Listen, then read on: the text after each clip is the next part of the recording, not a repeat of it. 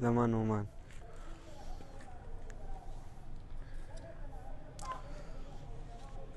حاجي ملګرو نومان چې د چا واده و هغوی دا وخت موږ سره موجود دي، هغه سره د څلور خبرې کومه.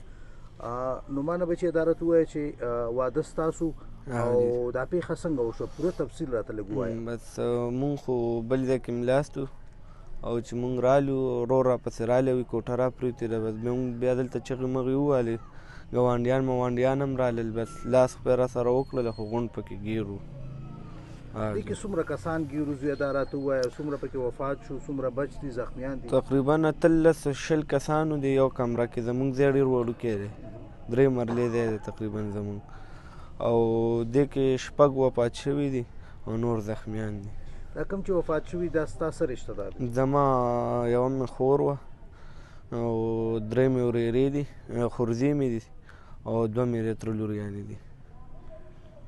خپله راته ووایه تاسو څو ورونه یې په دې کور کې، څومره اوسېږئ او کار روزګار څه کوئ؟ مونږ خو بس ټاټکي مزدوران یو جي، ټاټکي ماټکي له ځو او یو ما نه بل مشر ورور دی زما. زه دا راته ووایه چې خوشحالي وه؟ او خوشحالي وه، په غم کې بدله شوه. څه احساسات وه؟ بس دغه خوشحالي وه چې زمونږ بدله شوه.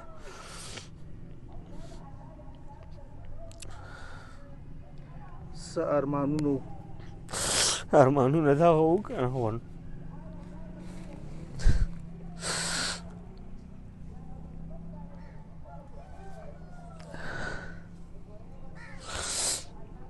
دا څو ګنټې څنګه تېرې شوې د 4 بجو دا د په مؤمن مسلمان په چا هم داسې وخت نه راولي په مونږ چې راغلی،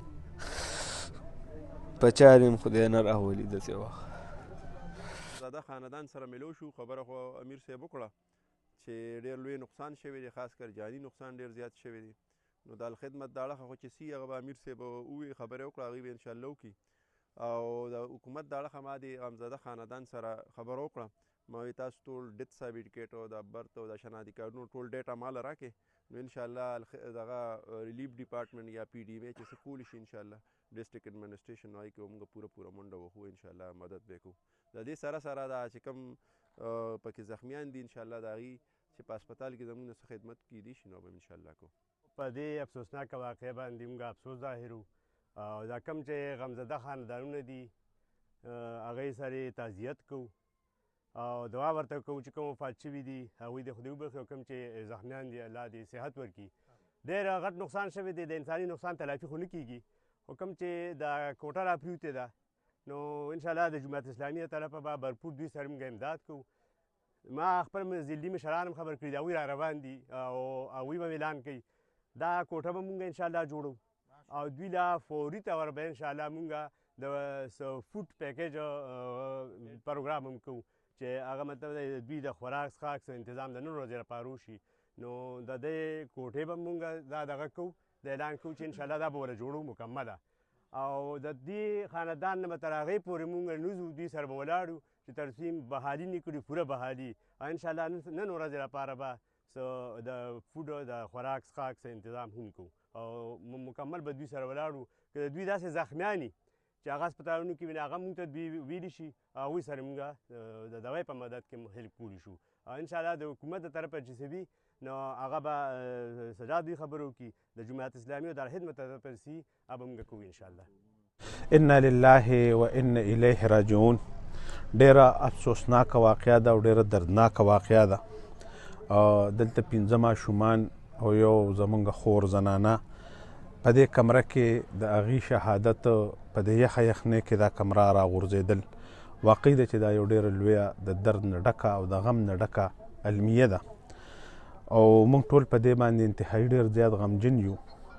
او دا د غربت په دې 21 صدۍ کې د ټولو نه لویه هغه علامه ده چې په دې دانه غټه کوټه یو ګاډر او په هغې بیا د پاسه دامره لوی ملبه. نو ټکنیکل مسله خو همدغه راغلې ده چې هغه ګاډر را کوک شوی دی او کمره راغورځېدلې ده. خو دا اصل کې که تاسو وګورئ نو زموږ انفراسټرکچر او دا مختلف شیزونه چې هغه د ټیمې د حکومت د دې د غفلت او په دې زمانه کې لکه موږ سره هېڅ قسم نقشه نه بل څه نه، نو دا یو ډېره لویه المیه ده. الخدمت فاونډیشن ما سره د دې تحصیل صدر ارباب نیاز صاحب موجود دی، د دې ویلیج کونسل نور چارور امیر هغه ما سره موجود دی او انس صاحب هغه چې کوم دی نو ما سره دلته موجود دی. مونږه فوري طور باندې د الخدمت فاونډیشن د طرف نه د دې کمرې د جوړېدو هغه اعلان کوو چې انشاءالله فوري به دا کمره دا به جوړېږي او د انجینرینګ اصولو مطابق به جوړېږي. او باقي مونږ ټول په دې خبره باندې غمجن یو او یو ځل بیا دا وایو چې انا لله و انا الیه راجعون.